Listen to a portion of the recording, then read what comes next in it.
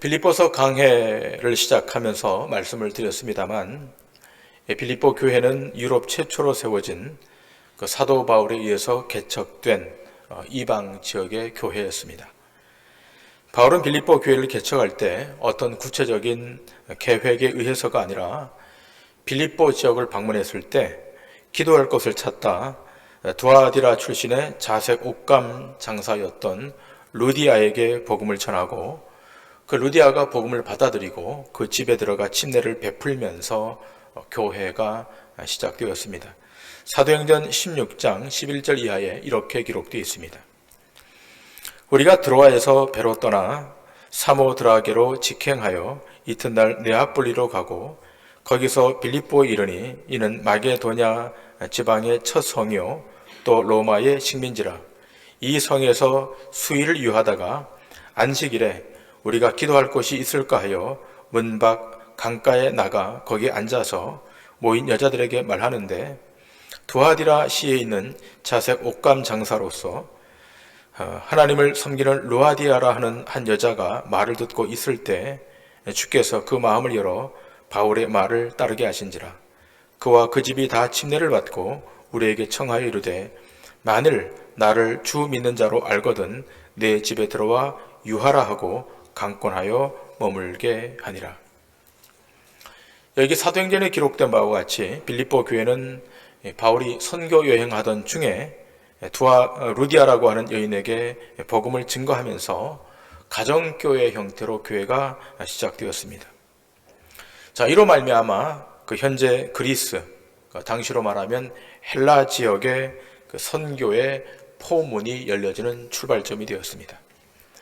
자, 이렇게 시작된 빌립보 교회는 그 바울의 선교 여행 일정으로 인해서 긴 시간 체류하지 못하고 이곳을 떠나게 됩니다. 바울의 사역은 교회를 개척하고 그곳에 장기적으로 머물지 않고, 당시 바울이 갈 수 있는 모든 이방 지역, 소아시아, 지금의 터키, 그리고 그리스, 로마까지를 순회하며 복음을 전가하는 데 그 목적이 있었습니다. 이렇게 바울이 빌립보 교회를 떠나 타 선교지로 가면서 빌립보 교회는 영적으로 그리고 외형적으로 자립해야 하는 그런 상황에 직면했습니다. 그런데 문제는 바울이 떠난 다음 여러 복잡한 문제들이 교회 안에 생기기 시작했습니다. 그 중에 가장 큰 문제는 신학적 문제였습니다. 이 신학적 문제는 교회 사역의 근간을 흔들 만큼 아주 심각한 것이었는데요. 바울이 교회를 떠난 상황에서 이 문제를 대처하는 것은 쉬운 일이 아니었습니다.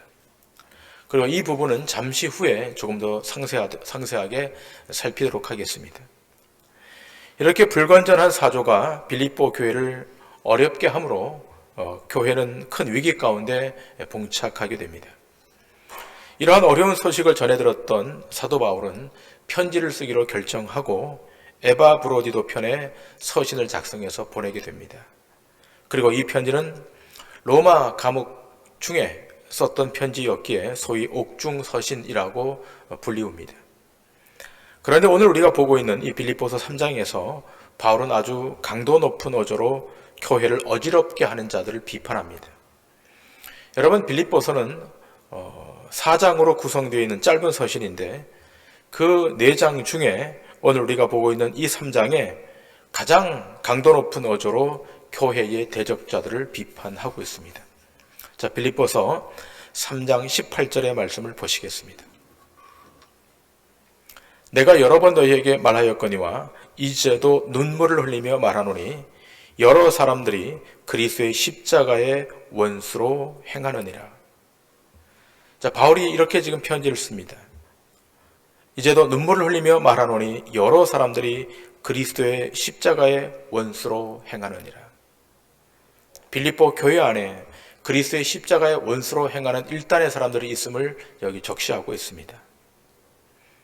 지금 바울이 말하고 있는 그리스도의 십자가의 원수라고 하는 말의 의미는 진리의 원수, 복음의 대적자를 말하는 겁니다. 그러면 이 그리스도의 십자가의 원수가 누구이겠습니까? 자, 지금부터는 줄여서 십자가의 원수라고 말하겠습니다만, 그 십자가의 원수가 누구인지에 대해서 살펴보면서 오늘 이 본문에서 주는 교훈을 우리 함께 받도록 하겠습니다. 자, 먼저 우리가 여기서 정리하고 가야 할 하나의 문제가 있는데, 이 십자가의 원수가 교회 안에 있는 일단의 사람인가 아니면 교회 바깥에 있는 일단의 사람인가라고 하는 것입니다. 여기에 대해서 우리는 십자가의 원수라고 했으니까 그들은 분명 신앙이 없는 교회 밖의 사람들 것이라고 생각하기 쉽습니다. 그러나 그 생각은 틀린 생각입니다. 물론 교회 밖에서 십자가의 능력과 은혜를 부인하며 신앙을 거부하는 사람들도 십자가의 원수임에는 틀림이 없습니다. 그런데 이 빌립보서는 그런 교회 밖의 사람들에게 보낸 편지가 아니라 교회 안에 있는 빌립보 교회 성도들에게 보낸 편지인 것입니다. 그러기에 본문 말씀을 포함한 빌립보서의 모든 말씀은 빌립보 교회 안에서 적용되고 해석되는 것입니다. 그런 해석의 원칙에 따라 우리는 오늘 본문의 말씀에 나오는 십자가의 원수를 교회 안에 들어와 있지만 십자가의 은혜를 온전히 믿지 않는 사람, 또 십자가의 능력을 부인하는 사람, 그리고 십자가의 정신으로 신앙의 길을 걷지 않은 사람들로 우리는 이해해야만 합니다. 당시 초대 교회가 갖고 있었던 가장 큰 고민, 바로 교회를 바르게 세우고 또 신자들을 복음으로 양육하는 것이었는데, 이것이 이 당시 교회 안에 부족했다는 것입니다. 자, 그래서 바울을 비롯한 사도들은 이런 지도자들의 부족한 상황을 해결하기 위해서 이 교회 저 교회를 바쁘게 다녔습니다. 방문하는 곳곳마다 말씀을 강해했고 또 교회를 지도했습니다. 그러나 교통의 불편함과 또 시간의 부족함 때문에 모든 교회를 다 체계적으로 가르칠 수는 없었습니다. 자, 그런 형편에서 초대 교회에서 인정해 준 사람이 아니었음에도 불구하고 스스로 교회를 방문해서 기독교의 신학과 신앙을 전수하고 또 가르쳤던 일단의 사람들이 있었습니다. 그런데 그런 사람들 가운데 그릇된 신앙의 내용을 강해하고 가르쳤던 잘못된 사람들이 섞여 있었습니다. 그 잘못된 사람들의 가르침은 십자가의 복음을 훼손하는 자들이었습니다. 그런 잘못된 가르침으로 인해서 이 초대교회 안에 이단들이 들어오기 시작했는데, 이것이 초대교회가 바른 교회가 되기 위해서 반드시 해결해야 될 대단히 어려운 문제였습니다. 그리고 또 하나의 문제는 교회 안에 그릇된 신앙의 목적을 가지고 신앙생활하는 사람들, 다시 말하면 십자가의 정신으로 신앙의 길을 걷지 않은 사람들이 있었다는 것입니다. 이건 역시 초대교회가 이 문제를 해결하지 않고는 교회가 건강하게 세워지기 어려운 상황이었습니다. 자, 그래서 바울은 그동안에도 빌립보 교회 성도들에게 이 빌립보서 3장 18절에 나오는 말씀대로 여러 번 견책하고 경고하고 말씀을 했지만 여전히 이 교회 안에 잘못된 가르침을 전달하는 일단의 사람들이 있었고, 또 성도들 가운데는 그들의 미혹을 받아 신앙의 깊은 오류 가운데 빠져 있는 사람들이 있었습니다. 자, 그래서 바울은 그런 잘못된 사람들에게 미혹된 빌립보 교인들을 보면서 이 사람들을 십자가의 원수라고 강력하게 비난하며 그들을 따르지도 말고 그들을 대하지도 말 것을 말하고 있습니다. 자, 그러면 사도 바울이 이 본문에서 말하고 있는 교회 안에 있었던 십자가의 원수가 누구인가라고 하는 거예요. 여러분, 우리가 지금 빌립보 교회의 내용을 우리가 보고 있는데 과연 이것이 빌립보 교회만의 문제일까라고 하는 겁니다. 그렇지 않습니다. 21세기 현재 기독교 교회들 안의 문제일 수 있다는 것입니다. 자, 오늘 이 부분을 우리가 좀 생각하면서 우리의 신앙을 다시 견고히 다지는 그런 계기가 되기를 원합니다. 첫 번째, 십자가의 은혜와 능력을 훼손시키는 이단들이 있었는데 그 첫 번째는 율법주의 복음론자들이었습니다. 여러분, 초대교회 안에는 크게 두 개의 이단이 있었습니다. 물론 여러 지류들도 있었지만 크게 두 개의 이단이 있었는데, 자, 그런데 이 이단들은 모두 다 유대교, 구체적으로 말하면 유대교에서 강조했던 율법주의와 연관이 있습니다.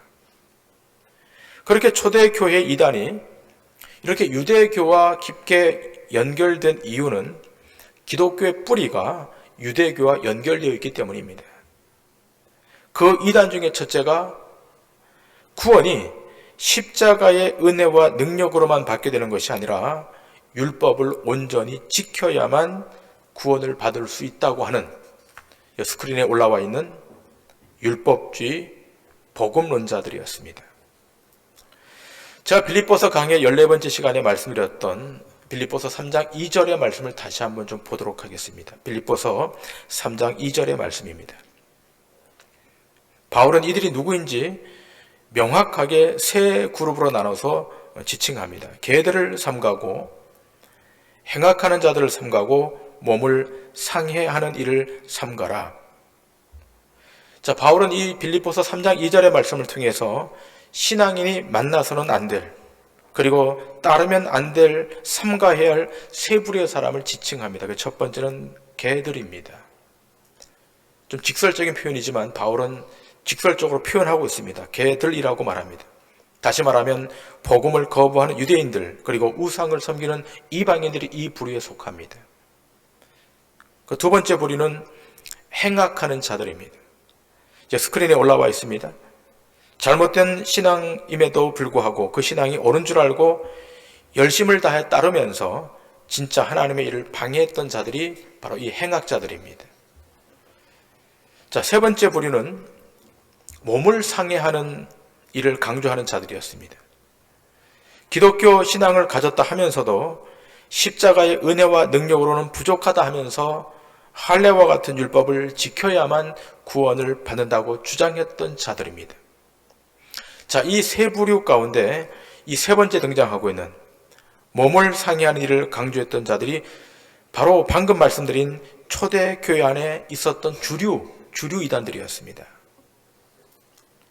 이 사람들은 기독교 신앙을 전면으로 부인하진 않아요. 기독교 신앙을 받아들이면서도 다른 이야기를 하는 거예요. 초대교회 이곳저곳을 돌아다니면서 십자가를 말합니다.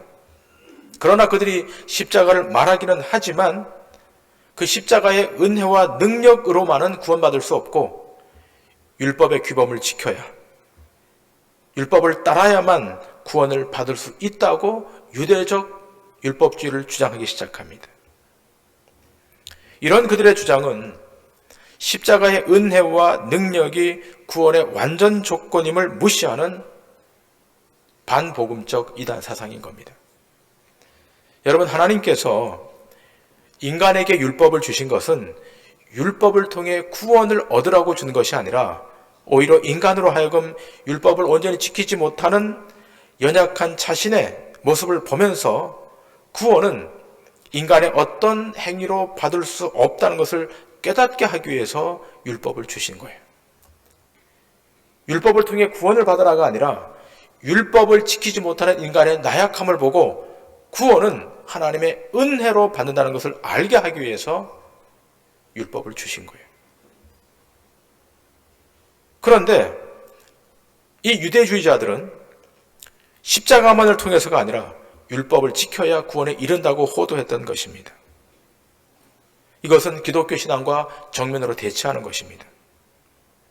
바울은 이런 십자가의 은혜와 구원이 훼손되는 것에 대해서 에베소 교회에 이렇게 편지하며 말하고 있습니다. 에베소서 2장 8절과 9절의 말씀입니다. 너희는 그 은혜에 의하여 믿음으로 말미암아 구원을 받았으니 이것은 너희에게서 난 것이 아니요 하나님의 선물이라. 행위에서 난 것이 아니니 이는 누구든지 자랑하지 못하게 함이라. 구원은 인간의 어떤 행위를 통해 받을 수 있는 것이 아님을 천명합니다. 구원은 오직 하나님의 선물입니다. 은혜를 통해서만, 신적 은혜를 통해서만 구원의 자리에 갈 수가 있는 것입니다. 십자가의 은혜 외에 그 무엇도 구원받는 일에 첨가되지 않습니다. 이것이 복음이고 이것이 기독교 신앙의 근간입니다. 때문에 인간이 구원받는 일에 십자가의 은혜 외에 다른 그 무엇이 필요하다고 주장하는 사람이 있거나 교회가 있거나 단체가 있다면 그것은 하나님의 신학과 멀어져 있는 것입니다. 이단인 것입니다.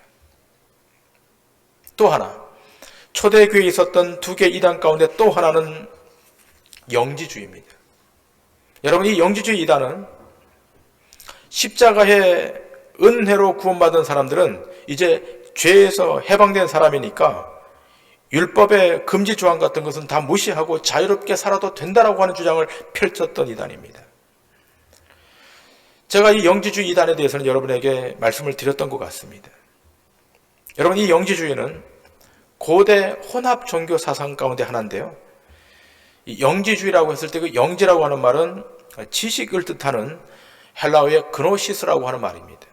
자, 여기서 비롯되어서 이것이 영지주의, 그노시즘이라고 하는 그 하나의 사조가 형성된 것입니다. 여러분, 이 영지주의는 초대교회를 가장 힘들게 만들었던 이단 사상인데, 이 영지주의 특징은 이원론입니다. 이원론이라고 하는 사상을 그 특징으로 갖고 있어요. 따라서 우리가 이 이단에서 바로 알려면 초대교회 시대에 악영향을 미쳤던 이 영지주의 사상의 이원론을 반드시 인지하고 있어야 됩니다.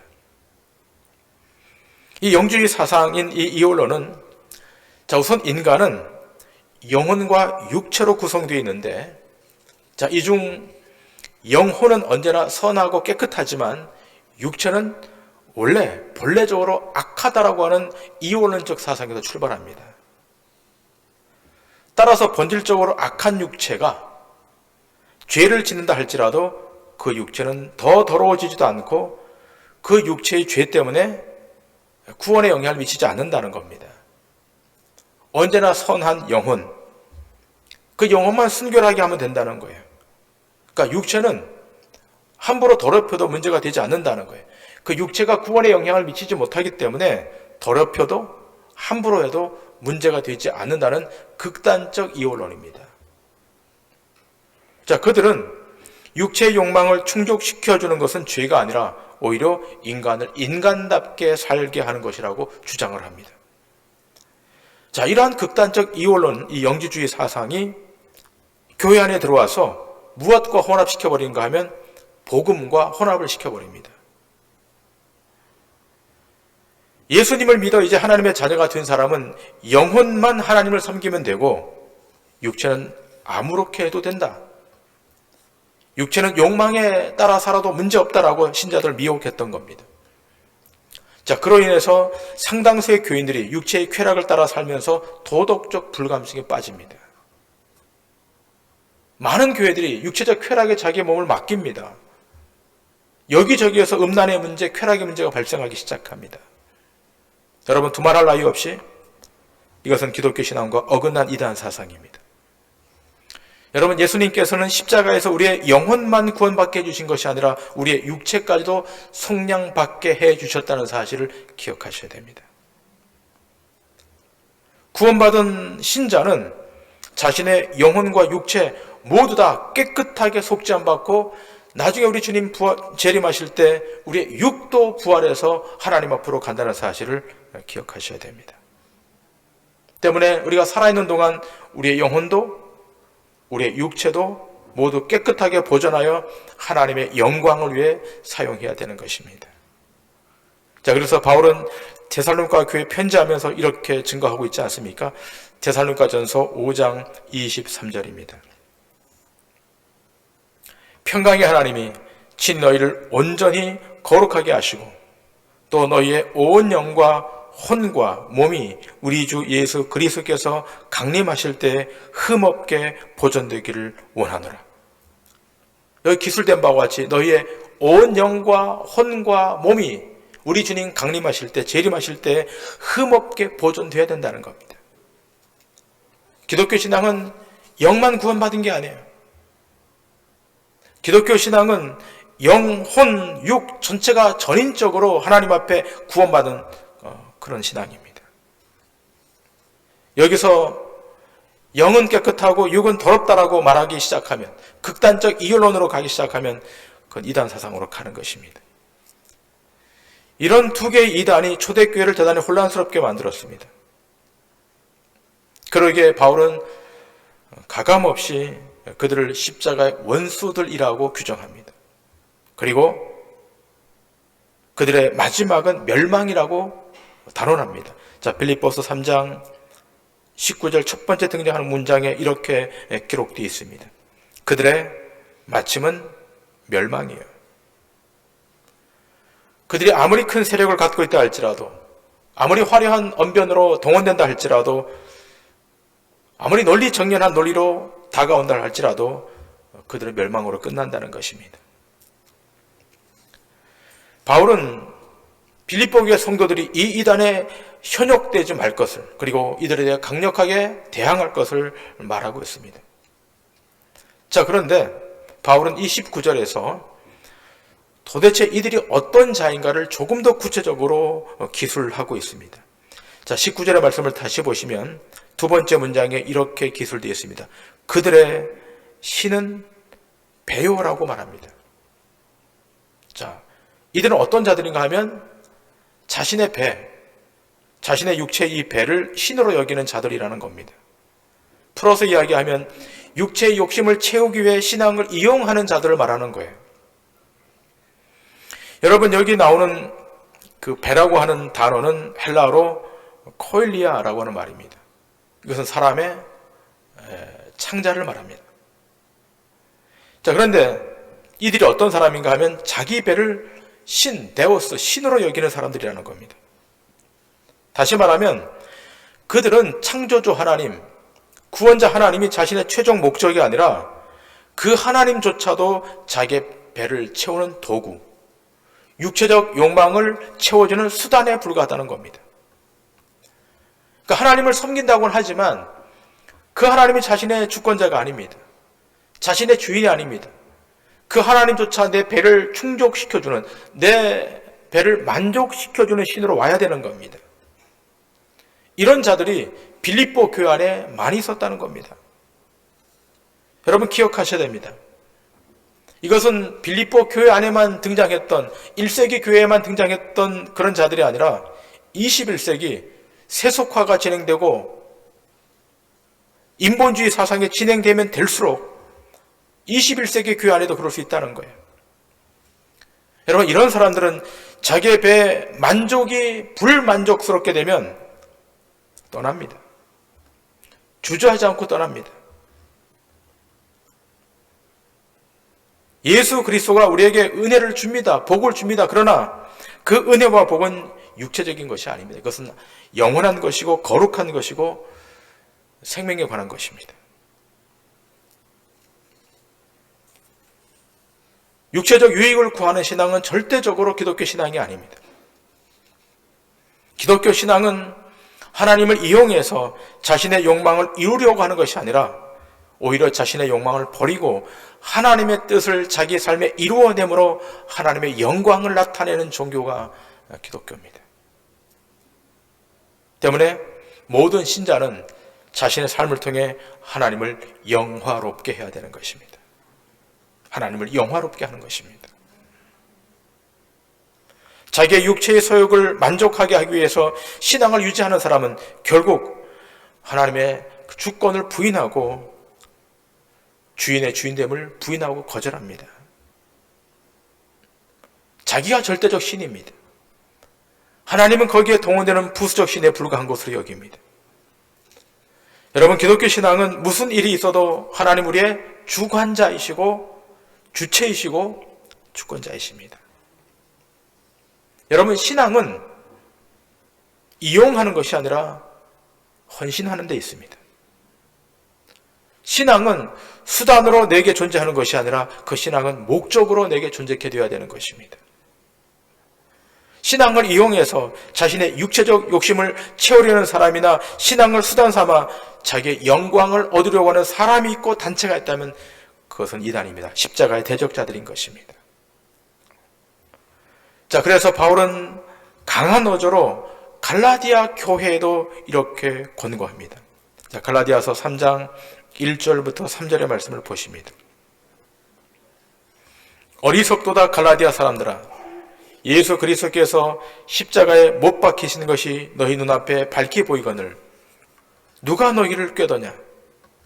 내가 너희에게서 다만 이것을 알려 하노니 너희가 성령을 받은 것이 율법의 행위로냐 혹은 듣고 믿음으로냐?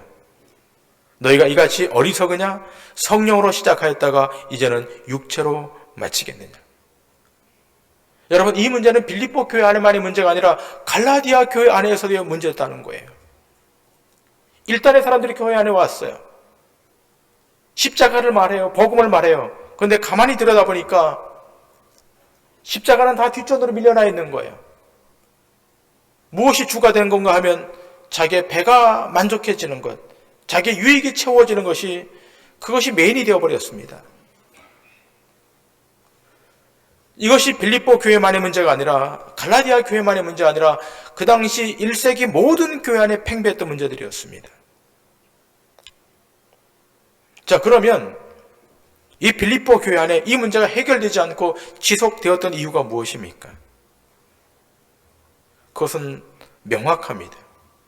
하나님이 그들에게 절대자이시고 예수 그리스도가 그들의 구속자이신 것을 언제부터 망각하기 시작했기 때문입니다.